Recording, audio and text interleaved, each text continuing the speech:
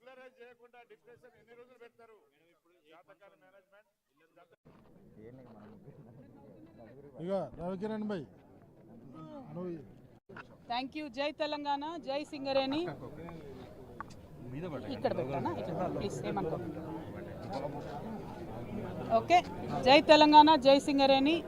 ఇవాళ మనుగూరులో PKOC2 mine దగ్గర HMS అధ్యక్షులు గౌరవనీయులు రియాజ్ అహ్మద్ గారు, అదేవిధంగా నేను, తెలంగాణ జాగృతి సభ్యులము, HMS సభ్యులందరం కూడా ఇక్కడ ఉన్నాము. ప్రత్యేకించి మనుగూరు మనుగడను దెబ్బతీసే విధంగా సింగరేణి ఇక్కడ ఉన్నటువంటి OC మైన్ని ప్రైవేట్ పరం చేయాలని చూస్తున్నది.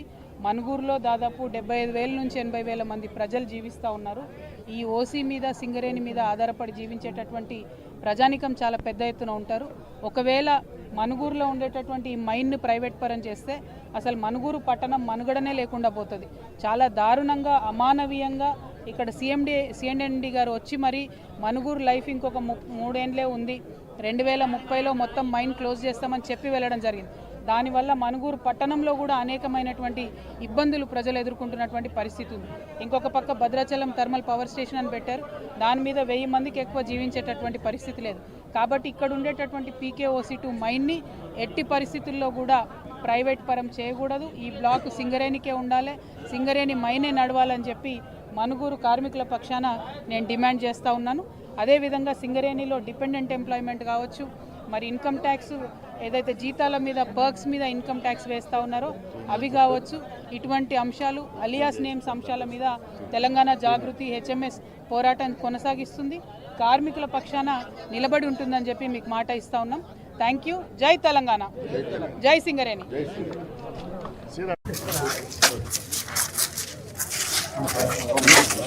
అవునరా? ఫోటోనా? నడురా. ఏం పేరు మీది? మేరీయా? రండి. లక్ష్మి బాగున్నారా? Thank you. ఇట్లా అవునా? ఎక్కడి నుంచి? 26 రావాలి మేడం. మాకు అసలు మాస్టర్ కూడా రావట్లేదు. నా లేడీస్ కొంతమంది వస్తారేమో చూస్తారు. ఏ నువ్వురా పవన్ అటు.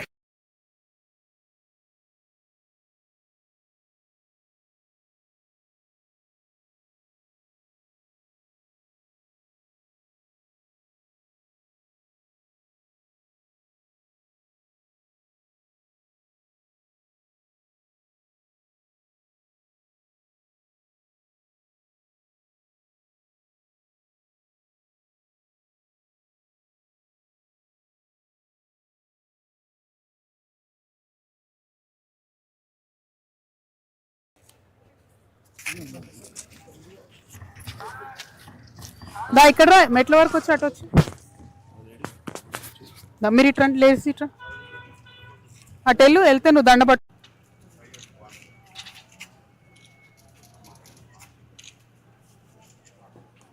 జై తెలంగాణ, జై సింగరేణి.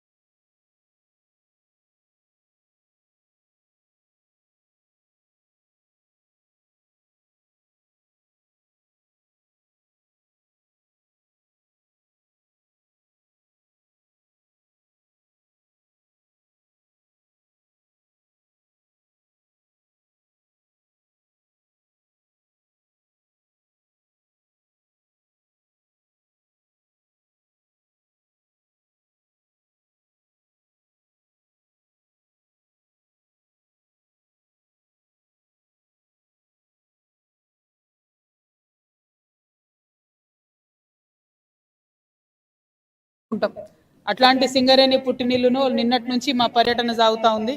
కొత్తగూడెం పోయినా, మనుగూరు వచ్చినా, ఎల్లందైనా, ఎక్కడైనా సింగరేణి కార్మికుల పరిస్థితి రోజు రోజుకి కిందికి పోతుందే తప్పితే పైకి వస్తున్నటువంటి పరిస్థితి కనబడతలేదు. ఏ మైన్ చూడు, ఏ OC చూడు, ఏ కాంట్రాక్ట్ వర్కర్కి సంబంధించిన అంశాలు చూడు, జూనియర్ అసిస్టెంట్ సంబంధించిన అంశాలు చూడండి, ఎక్కడ చూసినా కూడా ముందు కన్నా కిందికే పోతుంది తప్పితే పైకి పోని పరిస్థితి ఉన్నది. అంటే ప్రధానంగా సింగరేణిలో ఉద్యమం రేగకపోతే బొగ్గు అనేటటువంటిది మీరు తట్టా చెమ్మస్ కింద పడేసి మేం పని చేయమనకపోతే తెలంగాణ వచ్చేది కాదు అన్నటువంటిది వాస్తవం. అది ఎవరు అవునన్నా కాదన్నా సింగరేణి కార్మికుడు తట్టా చెమ్మస్ కింద పడేస్తేనే సౌత్ ఇండియా మొత్తం లైట్ బంద్ అయితేనే తెలంగాణ వచ్చిందన్నది వాస్తవం. మరి వచ్చిన తర్వాత తెలంగాణ అందరం కూడా ఆలోచన చేసుకున్నాం, ఖచ్చితంగా డిపెండెంట్ ఎంప్లాయ్మెంట్ ఉండాల్సిందే. సింగరేణిలో ఉద్యోగులు ఎవరైతే ఉన్నారో వాళ్ళు గుండె మీద చేసుకొని బతికేటట్టు ఉండాలని డిపెండెంట్ ఎంప్లాయ్మెంట్ కోసం ఎంత ప్రయత్నం చేసినామో మీకు అందరికీ తెలుసు. కేసీఆర్ గారు ఆనాడు డిపెండెంట్ ఎంప్లాయ్మెంట్ ఉండాలనే పాలసీ మ్యాటర్ తీసుకుంటే వారితో పాటు మరి మేమందరం కూడా ఉండి 85 నుంచి 90% మందికి ఎంప్లాయ్మెంట్ వచ్చేటట్టు కోర్టు ఆర్డర్లు తప్పించుకుంటూ ఆఫీసర్లను రిక్వెస్ట్ చేసుకుంటూ రూల్ పొజిషన్ మాట్లాడుకుంటూ సాధించుకున్నాం. రెగ్యులర్గా మెడికల్ బోర్డు పెట్టాలనేటటువంటి ఆలోచన ఆనాటి నుండి ఉండే, చేసుకోగలిగినాం. కొంతవరకు 1000 మందిని ఉద్యోగాలకు ఎక్కించుకోగలిగినాం. కానీ ఇప్పుడేమైంది పరిస్థితి? 6 నెలలు అవుతుంది, మేము అడిగేదాకా కూడా మెడికల్ బోర్డు పెట్టే పరిస్థితి లేదు. రెగ్యులర్గా మెడికల్ బోర్డు పెట్టొచ్చు కదా, పెట్టడానికి ఏం అడ్డంకు ఉంది? అంటే డిపెండెంట్ ఎంప్లాయ్మెంట్ అనేటటువంటిది కొనసాగించాలనే ఉద్దేశం కాంగ్రెస్ ప్రభుత్వానికి లేదు అన్న విషయం అర్థమవుతుంది. ఇవాళ ఒకటే ప్రశ్న అడుగుతా ఉన్న సీఎం గారు, నేను మీరు ఏమాత్రం మొహమాటం లేకుండా మా సింగరేణి కార్మికుల యొక్క రక్తంతోని చెమటతోని సంపాదించిన 10 కోట్ల రూపాయలతోని 10 నిమిషాలు ఫుట్బాల్ ఆడిరు కదా, మరి డిపెండెంట్ ఎంప్లాయ్మెంట్ ఉంచుతారా ఉంచరా?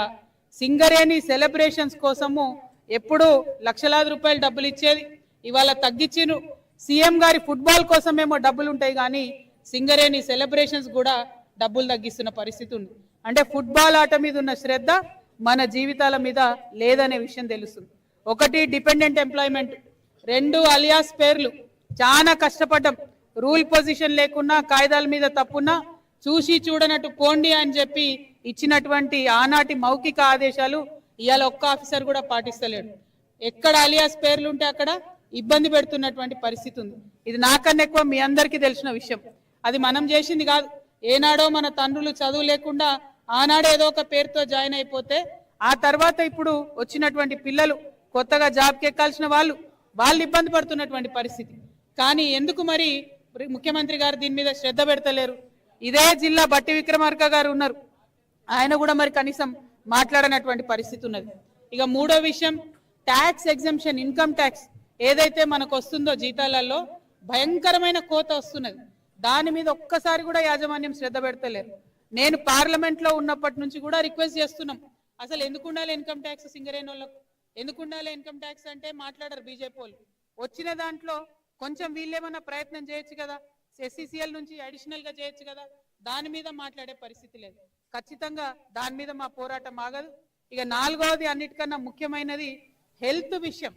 కనీసం హెల్త్ విషయంలో సింగరేణి కార్పొరేట్ హాస్పిటల్తో పాటు అన్ని ఏరియా హాస్పిటల్లో మంచి సదుపాయాలు ఉండాలని మాట్లాడితే ఎన్నిసార్లు మాట్లాడినా చెవిటోని ముందు శంఖ ముదినట్టే తప్పితే మన హాస్పిటల్ అయితే మంచిగా అయితే లేవు.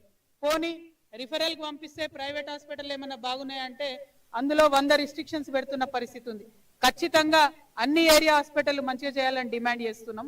ఇంకొకటి, మొత్తం యంగ్ ఎంప్లాయీస్ ఉన్నారు, అందరు కూడా యువ మిత్రులు ఉన్నారు, చిన్న చిన్న పిల్లలు ఉన్న వాళ్ళు ఉన్నారు. మరి వాళ్ళు ఇదే జీతాలతోని ప్రైవేట్ స్కూళ్ళల్లో పిల్లల్ని చదివించుకోవాలంటే ఇబ్బందిగా ఉంది. ప్రతి ఏరియాలో స్కూళ్ళు ఉండాలని డిమాండ్ చేసినాం. దాని మీద ఎక్కడ కూడా సింగరేణి యాజమాన్యం ముందుకు రానటువంటి పరిస్థితి ఉంది. ఇవాళ ఒకటే దయచేసి ఆలోచించండి, ఏంటిది సంక్షేమం అంటే? కార్మికుడు సంక్షేమం అంటే ఆకాశం నుంచి ఊడిపడదు కదా. వాళ్ళ కుటుంబానికి వైద్యం ఇచ్చుకోగలగాలి, వాళ్ళ పిల్లలకు చదువు చెప్పించుకోగలగాలి. గనిలోకి మనం దిగుతున్నామో, ఓసీల్లో నడుపుతున్నామో, మనం ఏదైనా డోజర్ నడుపుతున్నామో అంటే సేఫ్గా ఇంటికి పోవాలి. ఈ 3 కదా సంక్షేమం. ఇంతకు మించి ఆకాశం నుండి వచ్చేది లేదు, వాళ్ళు ఇచ్చేది లేదు. వీటి గురించి కూడా పట్టించుకున్నటువంటి పరిస్థితి ఉన్నది. అన్నిటికన్నా ఘోరమైన విషయం ఏంటంటే సింగరేణి అనేటటువంటిది మనకి ఏనాడు ఒక చుక్క నీళ్లు లేనప్పుడు, మనం ఆంధ్రతోని కలిసి ఉన్నప్పుడు, మన వైపు ప్రభుత్వాలు చూడనప్పుడు కూడా మనకు బుక్కడి బువ్వ పెట్టిన సంస్థ ఏదైనా ఉందంటే అది సింగరేణి సంస్థ. ఆ సంస్థ మీద మనకు అందుకే అట్లా తల్లి పేగుతో ఉన్నటువంటి అనుబంధం ఉంటుంది. మరి అటువంటి సింగరేణి ఇవాళ మనుగడ మొత్తం కథం చేసే పరిస్థితి ఉన్నది. మొత్తానికి మొత్తం ప్రైవేట్ వాళ్ళకు సింగరేణి అప్పయ్యే ప్రయత్నం జరుగుతుంది. ఇక్కడ మనుగూరులో ఉన్న మీ అందరికీ తెలుసు, CMD బలరాం గారు వచ్చిపోయింది, ఇదివరకు ఉన్నాయన. సిఎండీలు కానీ అధికారులు కానీ ఎట్లా ఉండాలి, మీకు కొంచెం కాన్ఫిడెన్స్ ఇచ్చినట్టు ఉండాలి. ఆయన ఇక్కడికి వచ్చి ఏమంటాడు, ఇక 3 ఏళ్లలో మీ మనుగూరు పని అయిపోయింది, 3 ఏళ్లలో మైన్ బంద్ చేస్తాం, మీరు వెళ్ళిపోండి అంటాడు. అంటే ఒక్క బాధ్యతారహితమైన స్టేట్మెంట్ ఆయన అట్లా ఇస్తే మనుగూరులో ఉన్నటువంటి ఇండ్ల ధర ఏం కావాలి, వ్యాపారాలు ఏం కావాలి, ఇక్కడికి ఎవడన్నా పిల్లనిద్దాం అనుకున్నాడు ఇస్తాడా, అసలు ఏం జరుగుతుంది ప్రజల జీవితాలలో అన్న విషయం కనీసం ఆలోచన ఉండాలి కదా. లేకుండా అధికారం అంటే ఆయన వచ్చి 3 ఏళ్లలో బంద్ చేస్తున్నాం. మరి 3 ఏళ్లలో బంద్ అయితే నువ్వేం చేస్తున్నావు? గుడ్డి గుర్రాలకు పనులు దొమ్ముతున్నావా? ఏం చేస్తున్నారు? ఎందుకు వచ్చారు అధికారంలోకి? మీరు గుర్తుపెట్టుకోవాలి, తెలంగాణ వచ్చిన తర్వాత ఓసీలు ప్రైవేట్ ఇస్తామంటే రాకుండా అడ్డుకున్నాం. తర్వాత సింగరేణి వాళ్ళు అక్కడో ఇక్కడ వాళ్ళకు వచ్చినాయి, ప్రైవేట్ వాళ్ళకి ఇచ్చిరు, కానీ డైరెక్ట్ గా కోల్ బ్లాక్లు వేలం వేయకుండా అడ్డుకున్నాం. ఇప్పుడు కూడా కాంగ్రెస్ ప్రభుత్వాన్ని మేము హెచ్చరిక చేస్తా ఉన్నాం, మనుగూరులో PKOC2 ఏదైతే ఉందో అది ప్రభుత్వానికే ఉండాలి, సింగరేణికే ఉండాలి. ఇక్కడ ఉద్యోగాలు కొనసాగాల్సిందే, మనుగూరు మనుగడను కాపాడాల్సిందే. మీరు అట్లా కాదు అని చెప్పి ప్రైవేట్కి ఇస్తే ప్రైవేట్ వాళ్ళకు కూడా హెచ్చరిక చేస్తా ఉన్నాం, మనుగూరుతో పెట్టుకోవద్దు బిడ్డ, మీరు ఎవ్వరు కూడా ఇక్కడికి రావద్దు, మీరు వస్తే కూడా ఇక్కడ పనిచేసే అవకాశం ఉండదు.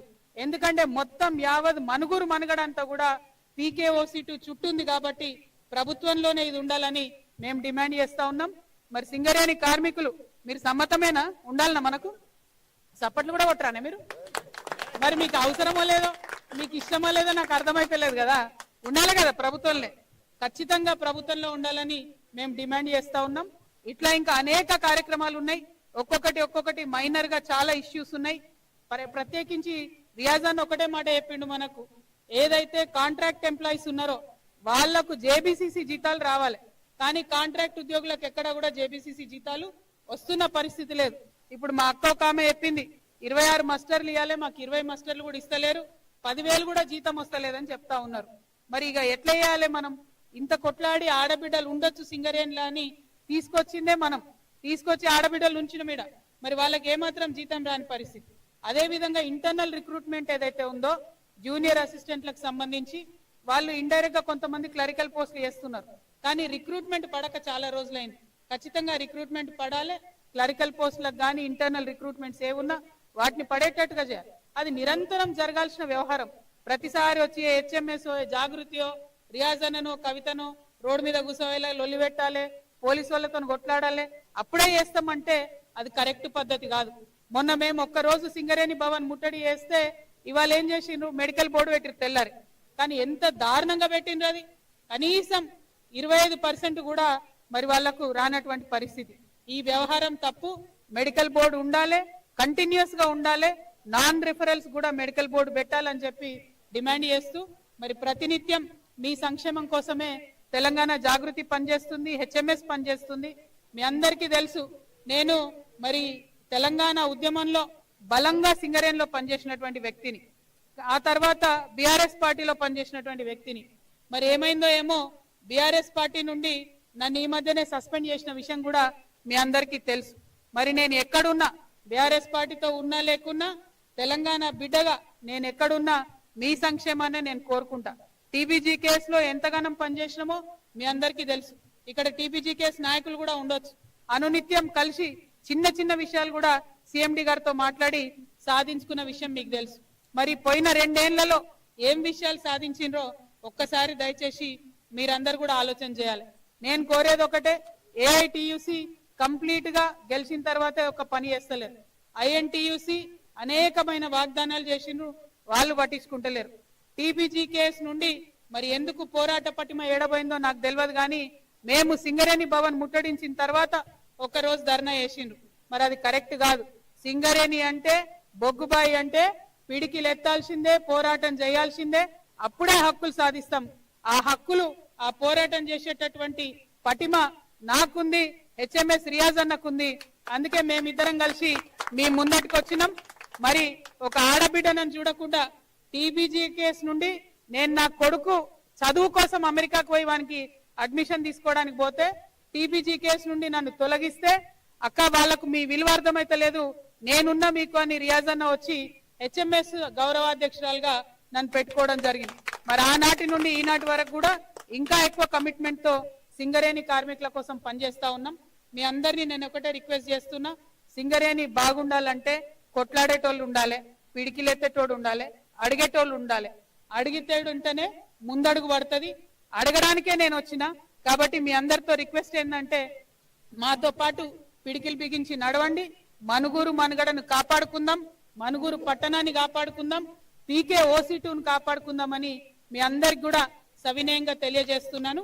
మరి ఒక ఆడబిడ్డ ఎక్కడున్నా ఒకటే కోరుకుంటది, మా సింగరేణి అన్నదమ్ములు భద్రంగా ఉండాలి, మీరు ఎక్కడ డ్యూటీకి పోయినా కూడా మంచిగా హ్యాపీగా ఆరోగ్యంగా ఉండాలని కోరుకుంటున్నాను.